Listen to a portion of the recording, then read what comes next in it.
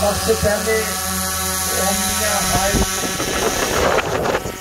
की मैनेजमेंट, उनके मालकान, ऑर्गेनाइजर और आप सब दोस्तों को जो इस महफिल में, इस तकरीब में तशरीफ लाए हैं, मेरी तरफ से अस्सलाम वालेकुम।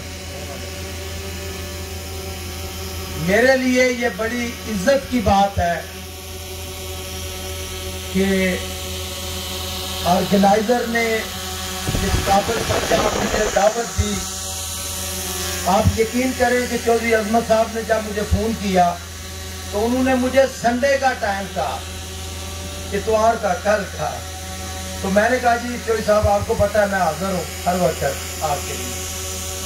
तो मैंने, आपको पता है आजकल शादियाँ भी हैं और फिर बड़ी कमिटमेंट हल्के में और आगे पीछे। और फिर उन्होंने कहा जी नहीं संडे को तो बारिश है तो आप सैटरडे का करें। मैं ना कर सका। जब उनका फोन बंद हुआ ना जी, तो प्राइम मिनिस्टर ऑफिस से फोन आ गया कि जी चकवाल में यूनिवर्सिटी का इफ्तिताह है और प्राइम मिनिस्टर साहब ने आपका नाम रिकमेंड किया है, आपने भी वहां होना है। अब मेरे लिए बड़ा ही वो जैसे कहते हैं ना इम्तिहान, वो शुरू हो गया कि चौधरी साहब हैं मेरे इतने, आपको पता है लसूड़ी ऐसे ही है जैसे मेरा अपना घर है। और फिर ओवरसीज पाकिस्तानी, जिनको मैं मोसरी ने पाकिस्तान कहता हूँ। ईमानदारी की बात है कि ये लाइट अगर जल रही है तो ओवरसीज पाकिस्तानियों की वजह से जल रही है कि वो ही सारा पैसा बेचते हैं, वो ही बिल देते हैं। तो मैंने जब माजरत की तो मुझे पीएस साहब ने कहा कि चौधरी साहब पीएम साहब को क्या कहेंगे हम। तो मैंने कहा उन्हें कह देना कि ओवरसीज पाकिस्तानियों का फंक्शन है तो वो समझ जाएंगे। तो ओवरसीज पाकिस्तानियों के वाले से बात है, लंबी बात नहीं, कोई सियासी बात नहीं। मैं सिर्फ ये कहूँगा कि मैं वज़ीर आज़म साहब के पास गया कि आपको पता है कोविड के जब पहला फेज था कोविड का, तो इटली के अंदर खासकर बहुत सारी डेड बॉडीज थी और फ्लाइट नहीं थी और बड़े मसाइल थे। और आपको पता है मैं तो एक आम सा आदमी हूँ, सोशल वर्कर हूँ, मैं कोई लीडर वगैरह तो है नहीं। तो मैं तो हर वक्त काम करता रहता हूँ।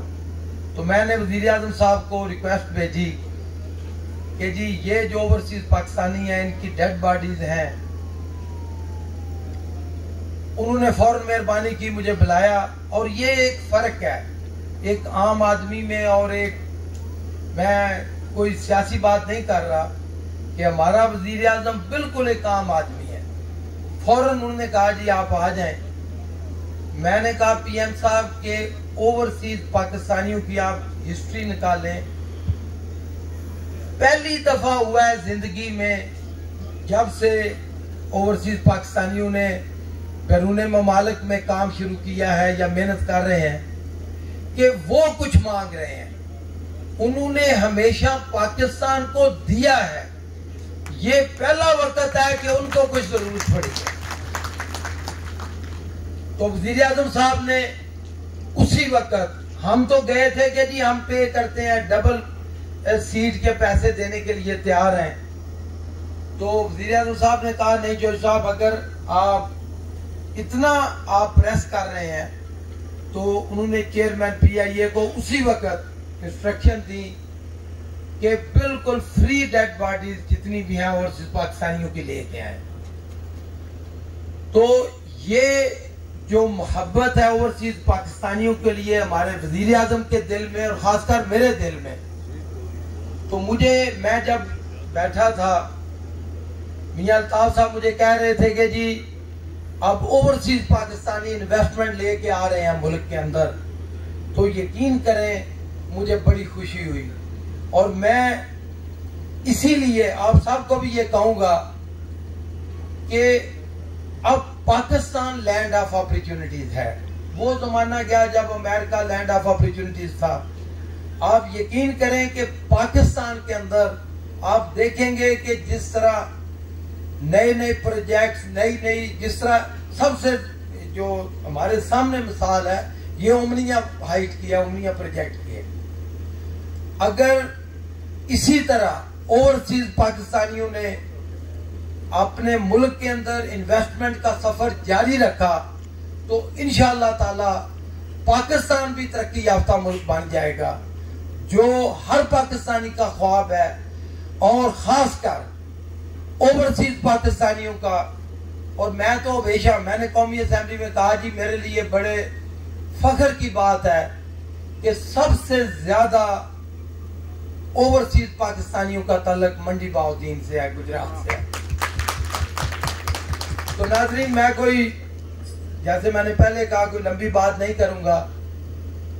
सिर्फ और सिर्फ आप सब दोस्त यहाँ बिल्डर हैं, इंजीनियर्स हैं, कंट्रैक्टर्स हैं, एजेंट्स हैं, जो जिसको कहते हैं, जो सेल करते हैं प्रॉपर्टीज को, आपको कोई मुश्किल पेश आए, होता है ना जी, महकमे में कोई आपको किसी जगह पे कोई रुकावट पेश आए, तो चौधरी अजमत साहब या शफकत साहब या रियाज, ये तो मेरे भाई हैं, हमारा एक घर है, आप सबको मैं दावत देता हूं, किसी का कोई काम होगा, मेरे दरवाजे दिल हर वक्त आपके लिए खुले हैं इंशाअल्लाह ताला। और आप सब लोग जानते हैं कि मैंने कभी कोई बनावटी बात नहीं की, कभी कोई सियासी बात नहीं की, मैं दिल की बात करता हूं।